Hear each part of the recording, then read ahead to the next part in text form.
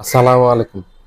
ইরানের এক হামলাতে কুয়েতে আমেরিকান 6 সৈন্য খতম, একেবারে নাই হয়ে গেছে।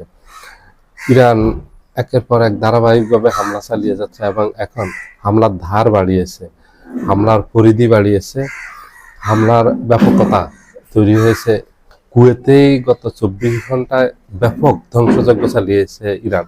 এগুলি সবগুলি হলো আমেরিকার যেসব ঘাঁটি আছে, বিমান ঘাঁটি, নৌ ঘাঁটি, সেনা ঘাঁটি এবং যেসব কমান্ড সেন্টার আছে আর্মির, এই কমান্ড সেন্টারগুলিতে আমেরিকার সামরিক, অসামরিক, বাণিজ্যিক যেসব ভবন আছে ওগুলিতে হামলা চালাচ্ছে। কুয়েতে আমেরিকার একটা কমান্ড সেন্টারে হামলা চালিয়েছে, একেবারে নিখুঁতভাবে ওই লক্ষ্যবস্তুতে আঘাত আনছে কমান্ড সেন্টারে। সেখানে আমেরিকার সেন্টকম বা সেন্ট্রাল কমান্ড, আমেরিকার যে সেনাবাহিনীর মুখপাত্র আছে, ওরা স্বীকার করছে ওখানে 6 জন সেনা নিহত হয়েছে। তবে ওখানে 6 জন না, ওখানে আরো অনেক বেশি নিহত হয়েছে। ওখানে যখন ইরান হামলা করে ইরানের এই ক্ষেপণাস্ত্র দিয়ে, তখন ওরা সরার সুযোগ পায়নি।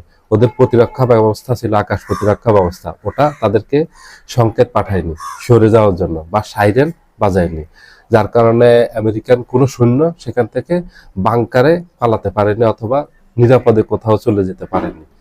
সেখানে ধরা হচ্ছে 6 জনের কথা স্বীকার করছে, সেখানে এটার সংখ্যা আরো অনেক বেশি হবে, এটা 1-150 হতে পারে। কারণ আমেরিকা কখনোই তাদের সঠিক সংখ্যাটা বলে না, যে এটা তাদের ক্ষয়ক্ষতি হয় অথবা সৈন্য মারা যায়, এটা সঠিক সংখ্যাটা বলে না এই জন্য যে তাহলে তাদের সেনাদের মনোবল ভেঙে যাবে এই যুদ্ধের সময়। এই জন্য তারা এগুলি আড়াল করে, এগুলি গোপন করার চেষ্টা করে।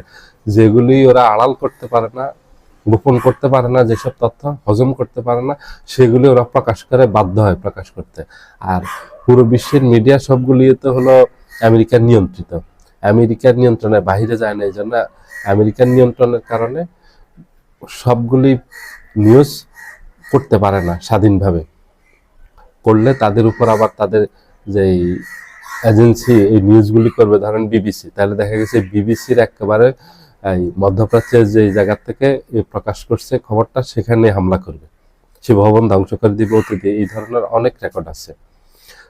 আমেরিকাকে একেবারে টুটি চেপে ধরেছে, আমেরিকার একেবারে গলা চেপে ধরেছে ইরান। ইরান যে এইভাবে ধরবে আমেরিকাকে, এটা আমেরিকা কল্পনা করতে পারেনি, আমেরিকা এটা ভাবতে পারেনি, ইসরায়েলও ভাবতে পারেনি।